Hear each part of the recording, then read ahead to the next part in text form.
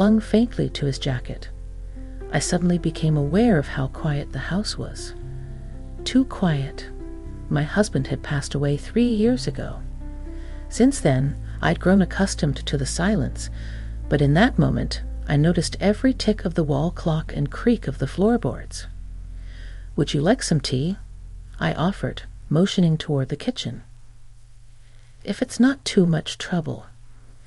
I boiled fresh water, brushing my hair behind my ear, in a way I hadn't thought about doing in years. I glanced at my reflection in the kettle. Lines around my eyes, gray threaded into my dark hair, but still, something warm, something alive.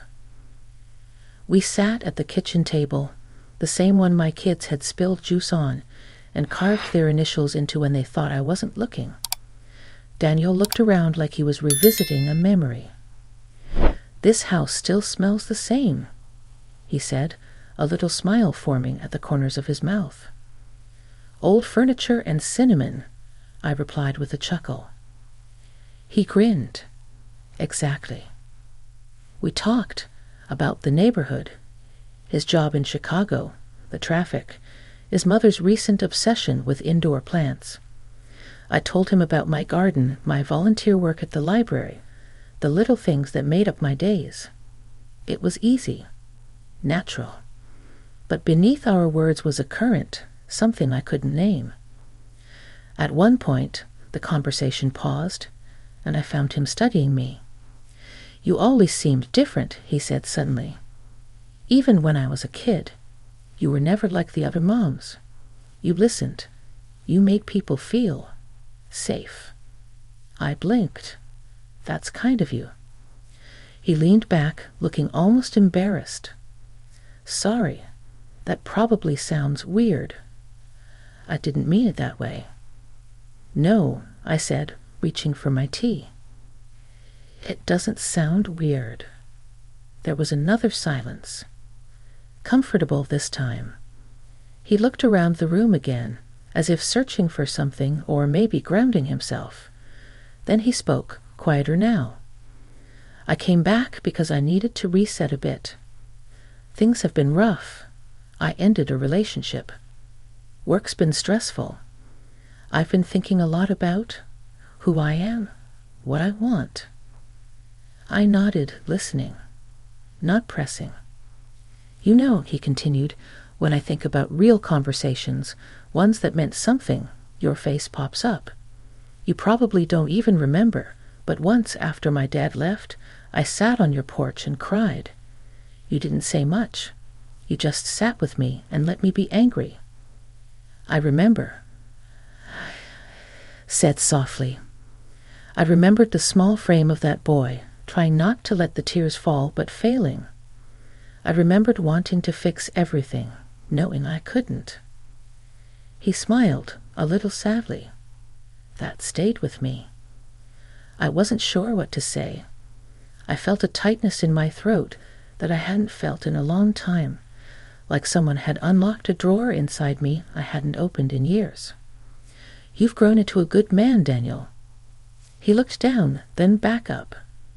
"I'm still figuring it out." "Aren't we all?" I said, and we both laughed, the sound echoing through the kitchen. A slow rain began to tap against the windows, soft and rhythmic. He glanced at his phone, then set it face down on the table. "I'm not in a rush to go," he said.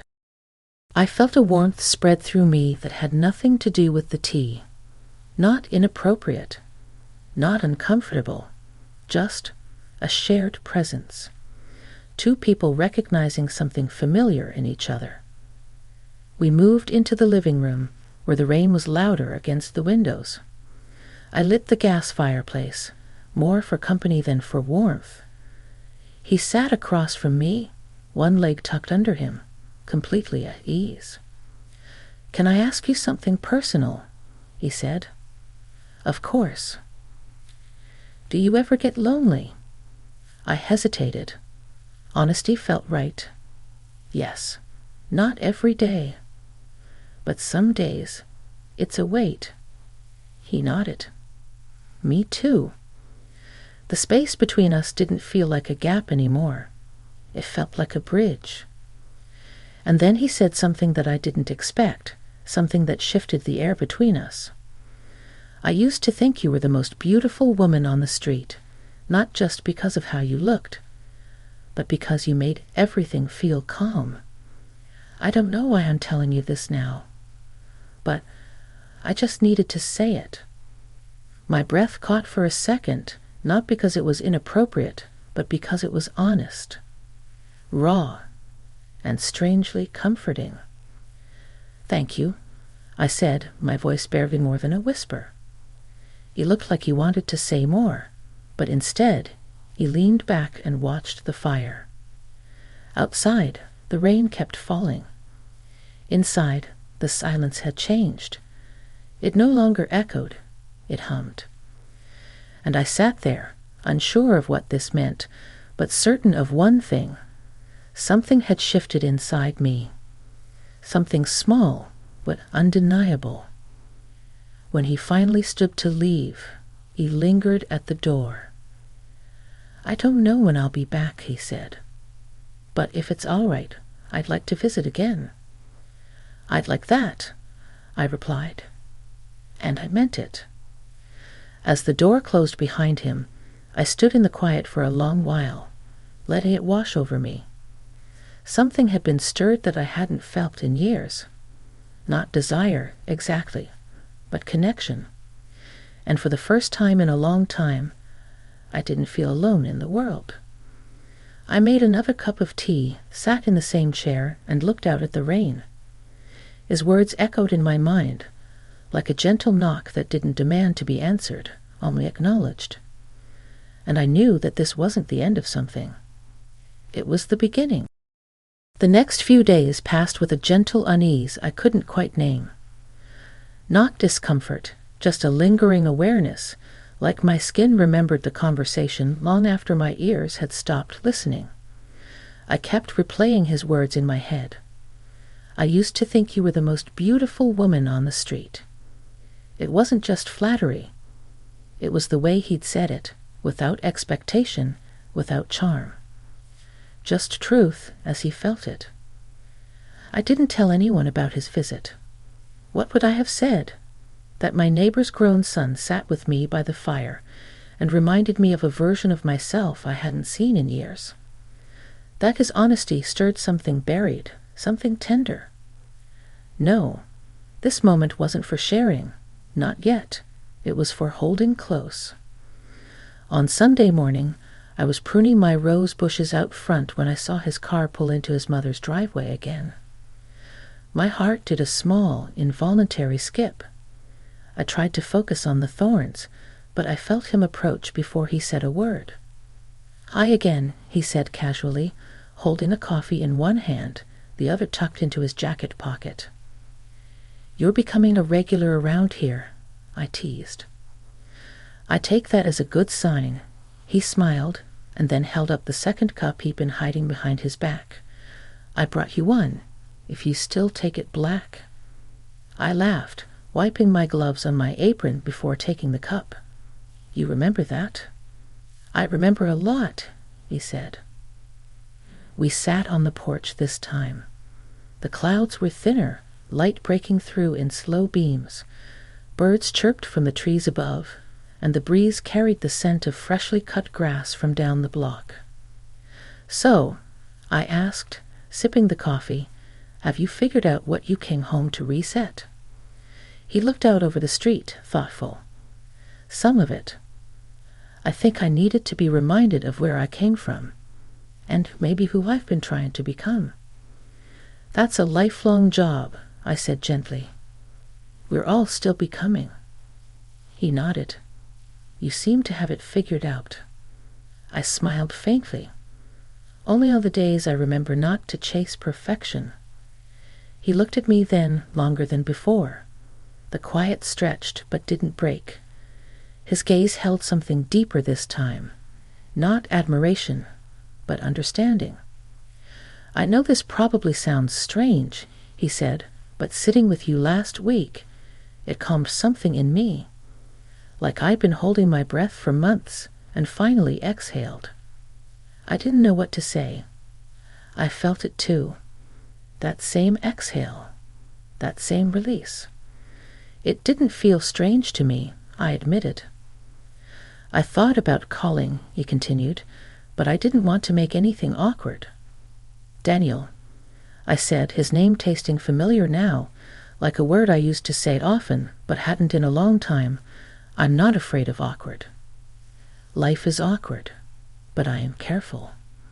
I've learned to be. I respect that.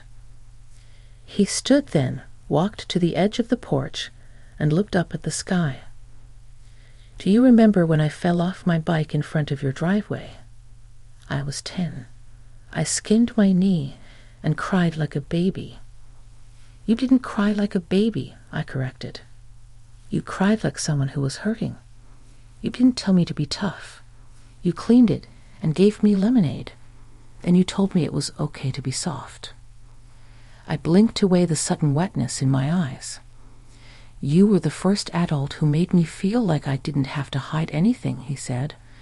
The weight of that sat with me, not because of the compliment, but because I had forgotten how much simple kindness could matter.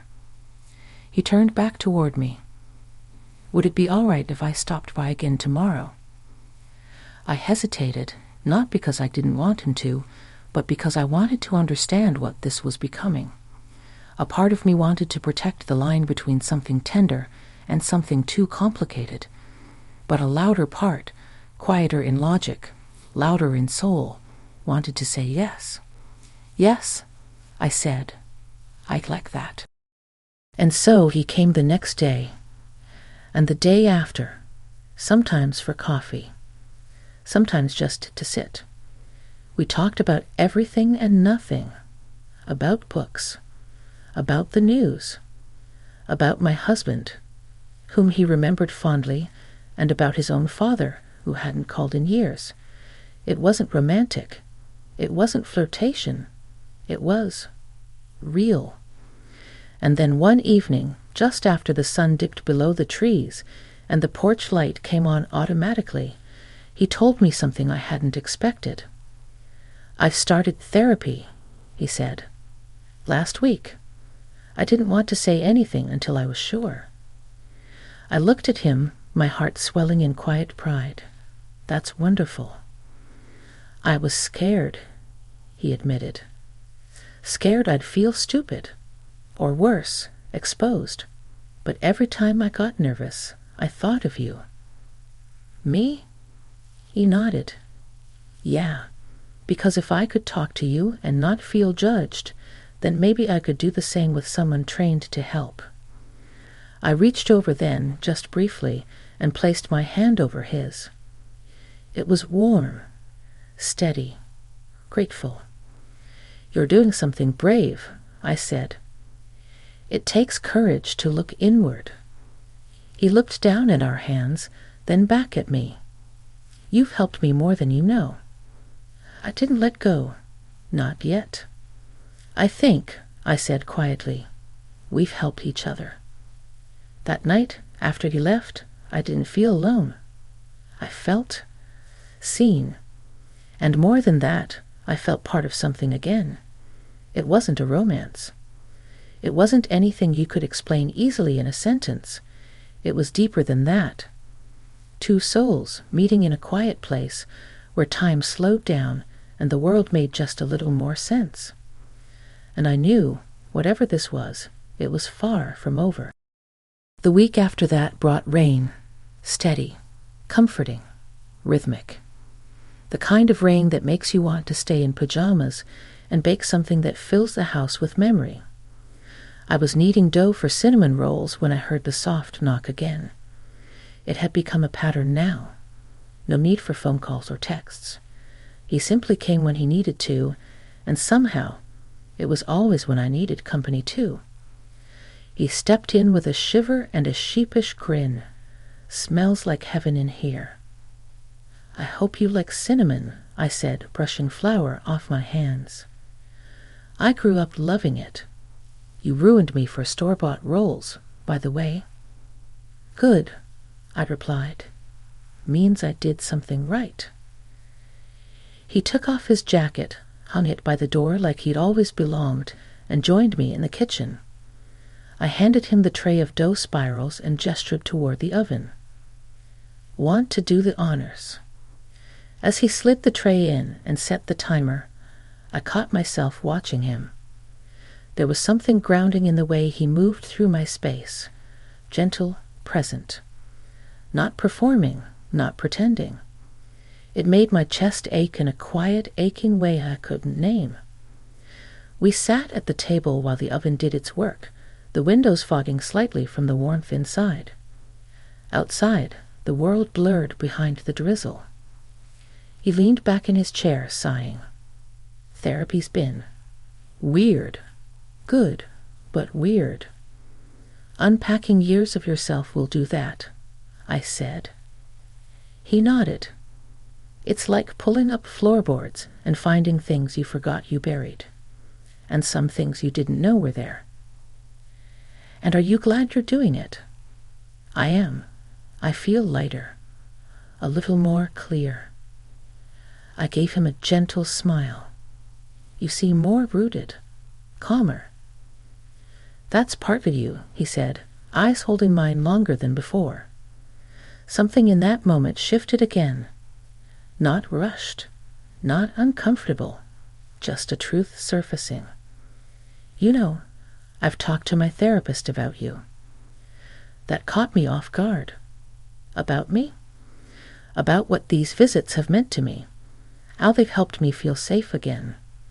That maybe healing doesn't always happen in offices or textbooks. Sometimes it happens in kitchens with someone who really sees you. I looked down, unsure what to say. His words were a gift I hadn't asked for, and yet they filled a space in me that had felt empty for years. I never thought, I said slowly, that this part of my life would hold new beginnings. I thought I was in the season of reflection. He reached for my hand, this time without hesitation. Maybe it's both. The oven timer went off, but neither of us moved right away. Later, after we devoured 2 cinnamon rolls each, and the kitchen had quieted again, he stood up. I want to show you something, he said. He pulled out his phone, opened a photo, and handed it to me. It was a sketch, a rough pencil drawing of my front porch.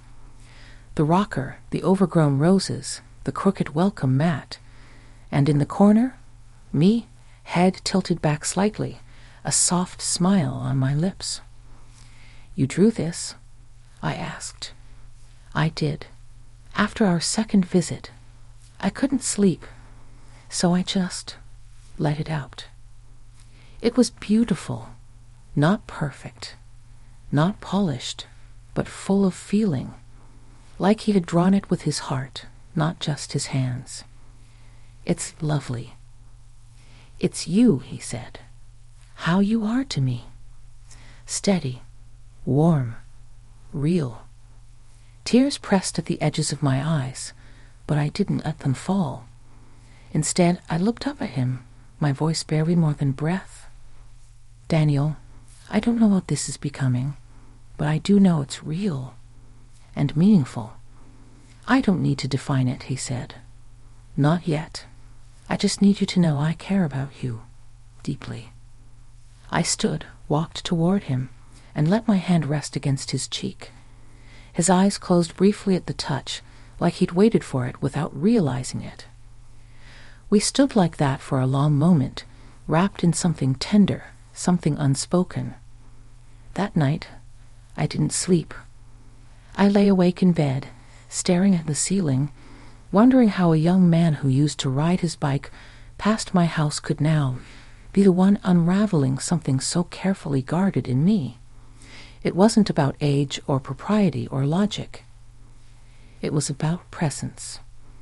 The way he listened, the way he saw me, not as someone older, not as someone past her prime, but as someone still becoming, still worth discovering. And I knew, even as I stared into the dark, that life was offering me something unexpected. Not a replacement for what I'd lost, but a different kind of light.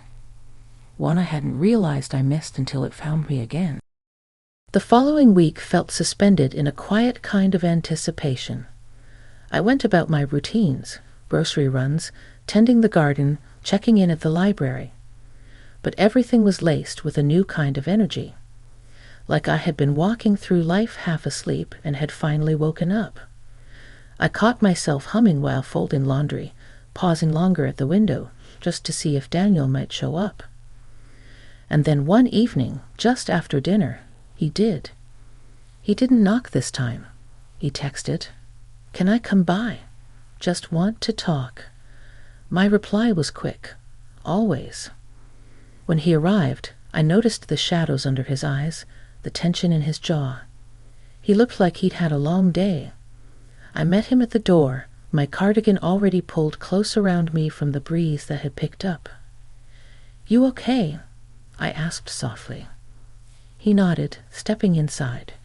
Just needed a place that felt quiet and honest. "Then you came to the right house," I said, and he gave me a tired smile. We sat in the living room, the only light coming from the floor lamp near the corner. I brought him tea, chamomile this time, and he cradled the mug with both hands like he needed the warmth to anchor him. "I had a tough session," he said finally. "We talked about things I've avoided for years, stuff with my dad, stuff I thought didn't matter anymore, but it does." I didn't interrupt. I knew the weight of saying something out loud for the first time. "I guess what I'm realizing," he went on, "is how much I've carried other people's expectations. How I've shaped myself into someone I thought I was supposed to be, at work, in relationships, even around friends. And the more I untangle it, the more I feel like I'm not sure who I am underneath it all." I looked at him, this young man who had always seemed so put together, and felt something deep inside me soften. "You're someone who's brave enough to look," I said. "That's more than most people ever do." He smiled, but it didn't reach his eyes. "I'm scared," he admitted, "that when I peel it all back, there won't be anything there worth holding on to." I reached out then, not thinking, just feeling. I rested my hand over his again, gently but firmly. "There will be," I said, "because underneath all the layers, there's always something real. It might be quiet, it might be fragile, but it's there." He looked at me then, his eyes damp but steady. "You always say the right thing." "No," I said. "I just say the truth. And sometimes the truth is the only thing we really need." The silence between us wasn't empty. It was full of understanding, full of emotion that neither of us had to name. And then quietly he asked, "Can I tell you something without it sounding strange?" "Of course. I don't just come here because it's peaceful or because you listen. I come here because you remind me of who I want to be." I swallowed the lump forming in my throat. "That doesn't sound strange at all." He looked down at our hands, still resting together on the blanket between us. "I've felt things here I haven't felt in years. Comfort, safety, but also something more, something I don't quite understand yet." My pulse quickened, but not with fear. It was a recognition, a resonance, that same feeling I'd been wrestling with for days. "Daniel," I said gently, "this space between us, it matters, and it's precious. Whatever it is, it deserves to be handled with care." "I know," he said softly. "That's why I'm saying this now, so it doesn't get buried or confused. I'm not asking for anything. I just needed you to know." His honesty settled in the room like candlelight, soft, flickering, and warm. "I'm grateful for you," I said, "and for whatever this is, You've reminded me that connection doesn't follow rules or timelines. It just is." He nodded, and then he did something simple and profound. He leaned in and rested his head lightly against my shoulder. No pressure, no demand, just presence. I let my cheek rest against the top of his head, my hand brushing gently through his hair. We stayed like that for a long time. No words, no questions. Just two people across time and life experience, finding stillness in each other. And as the rain began to fall outside once more, I realized something deep in my bones. There was still room in my heart for this. Not for complication or fantasy, but for truth, for kindness, for whatever form of love dared to grow gently, slowly, between two people who simply needed to be seen. And I wasn't afraid of it. Not anymore. The leaves had started to turn by the time Daniel visited again. Autumn came slowly in our neighborhood, first as a hint in the air, then as a golden hush across the trees. My porch was littered with fallen leaves, and the wind had that familiar crispness that made you reach for a sweater even when the sun was out. He arrived just after lunch, carrying a small brown bag. "Apple cider donuts," he announced, lifting the bag like a trophy. "Still warm." "You're spoiling me now," I teased, stepping aside to let him in. "I consider it a fair exchange. You offer peace. I bring pastries." We sat in the sunroom this time, our legs curled under us, the bag open between us. The donuts were sweet and soft, and the cinnamon clung to our fingers. The light streamed through the windows in long beams, catching in the dust motes and making the whole room feel suspended in time. We talked, as we always did, about little things. He told me about a new project at work, and I told him about a book I couldn't put down. But I sensed he was circling something, the way you circle a pond before deciding whether to wade in. Finally, he looked at me, more serious than usual. "I've been thinking a lot about how we carry people with us. Not physically, but in our choices, in our fears, in what we stop ourselves from doing." I nodded, understanding more than I could say. "I've realized I've spent years chasing things I thought would make others proud. And in doing that, I ignored what I actually needed. I got into relationships that looked right, not ones that felt right." He paused. I waited. "And then I started spending time here, with you." My breath caught, but I kept my expression soft. "You made me remember what it's like to be really seen. Not for my potential, not for how I perform, just me." His voice trembled slightly at the edges. "I used to think love was this dramatic thing, fireworks, intensity. But being with you, even just sitting across from you, has made me realize that the quiet things matter more. The way you pour tea, the way you listen, the way you let silence be okay." I felt tears sting at the corners of my eyes, but I didn't look away. I know there's a lot between us. Years, expectations, what other people might think. But I also know this: what I feel here, in this house with you, it's real. And I don't want to ignore that. He reached across the table and took my hand in his. His touch was gentle, his eyes steady. "I'm not asking for anything more than what feels right for you, but I needed you to know how much you mean to me." I was quiet for a moment, letting his words settle.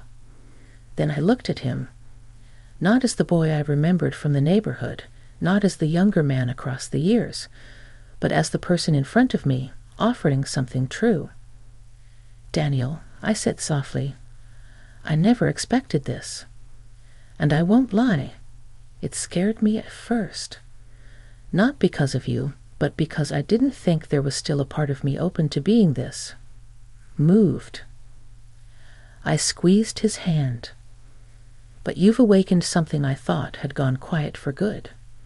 You've reminded me that connection doesn't come on a schedule, and it doesn't follow rules. It shows up when it's ready, and all we can do is decide whether we're brave enough to meet it.